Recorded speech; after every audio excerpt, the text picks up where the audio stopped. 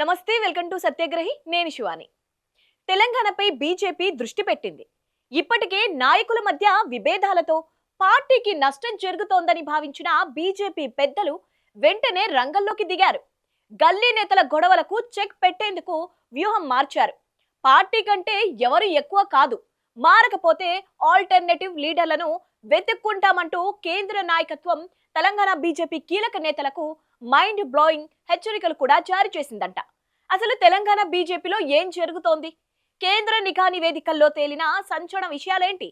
బండి సంజయ్ ఈటెల స్థానంలో కొత్త వాళ్లకు ఛాన్స్ ఇస్తామని ఆ పార్టీ పెద్దలు ఎందుకు చెప్పారు? ఆ విషయాలపై ఫుల్ డీటెయిల్ గా ఈ స్టోరీలో డిస్కస్ చేద్దాం. స్కిప్ చేయకుండా చివరి దాకా వాచ్ చేయండి. తెలంగాణపై కేంద్ర బీజేపీ పెద్దలు ప్రత్యేక దృష్టి సారించారు. రాష్ట్రంలో పార్టీని అధికారంలోకి తీసుకురావాలంటే ముందుగా ఇంట్లోని గొడవలను చక్కదిద్దాలని భావించారు.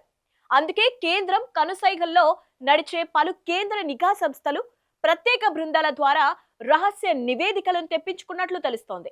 వీటితో పాటు పార్టీ అంతర్గత మార్గాల ద్వారా కూడా అసలు తెలంగాణ బీజేపీలో ఏం జరుగుతోంది, నాయకుల మధ్య విభేదాలు ఏ స్థాయిలో ఉన్నాయి, పార్టీ ఎదుగుదలకు ఎక్కడెక్కడ అడ్డంకులు ఉన్నాయి అనే అంశాలపై సమగ్ర నివేదికలను సేకరించారు. ఈ రిపోర్టుల ఆధారంగా కమలం పెద్దలు ఒక స్పష్టమైన అంచనాకు వచ్చినట్లు తెలుస్తోంది. పెద్ద నేతలను సెట్ చేస్తే మిగిలిన క్యాడర్, సెకండ్ గ్రేడ్ లీడర్లు దారికి వస్తారని ఢిల్లీ పెద్దలు భావించారు. ఇందులో భాగంగానే కేంద్ర మంత్రి బండి సంజయ్, ఎంపీలు ఈటెల రాజేందర్, ధర్మపురి అరవిందులతో ప్రత్యేకంగా సమావేశమయ్యారు. ఆ మీటింగ్ లో కేంద్ర పెద్దలు ఆయా నేతలకు క్లియర్ వార్నింగ్ ఇచ్చారంట. వ్యక్తుల కంటే పార్టీయే ముఖ్యం అని క్లియర్ కట్ గా తేల్చి చెప్పారంట. విభేదాలు వీడకుండా ఇదే రీతిలో కంటిన్యూ అవుతామంటే మీ స్థానంలో కొత్త నేతలను రంగంలోకి దించుతామని కుండ బద్దలు కొట్టేశారంట ఢిల్లీ బీజేపీ పెద్దలు. ఇందులో ఎలాంటి మొహమాటం లేదని కూడా తేల్చేశారంట. అంతేకాకుండా పార్టీకి నష్టం కలిగేలా మీడియా ముందుకు వచ్చి పబ్లిక్ గా విమర్శలు చేసుకుంటే కఠిన చర్యలు తప్పవని బీజేపీ పెద్దలు వార్నింగ్ కూడా ఇచ్చారంట. ఇంత హెచ్చరించినా వినకపోతే మీ నియోజకవర్గంలో ఇతర పార్టీల నుంచి కీలక నేతలను చేర్చుకొని ప్రత్యామ్నాయాలను ప్రోత్సహిస్తామని చెప్పడంతో ఆ ముగ్గురు నేతలు అవాక్కైనట్లు తెలుస్తోంది. మొదటిసారి కాబట్టి సుతిమెత్తగా బుజ్జగిస్తూనే హెచ్చరించామని, మళ్లీ రిపీట్ అయితే మాత్రం ఊరుకునేది లేదని తేల్చి చెప్పడంతో ఈ ముగ్గురు నేతలు ప్రస్తుతం దారికి వచ్చినట్లు ప్రచారం జరుగుతోంది. మరోవైపు పార్టీలోని అసలు లోపాలపై కేంద్రం ఫోకస్ పెట్టడాన్ని కింది స్థాయి క్యాడర్ స్వాగతిస్తోంది.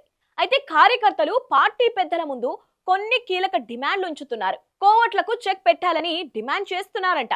పగటిపూట అధికార పార్టీపై ప్రెస్ మీట్లు పెట్టి మాట్లాడటం, రాత్రి వేళల్లో వారితో రహస్య సంబంధాలు నడపడం సరికాదని కార్యకర్తలు ఆరోపిస్తున్నారు. ఇలాంటి నేతలను వెంటనే గుర్తించి పక్కన పెట్టాలని కోరుతున్నారు.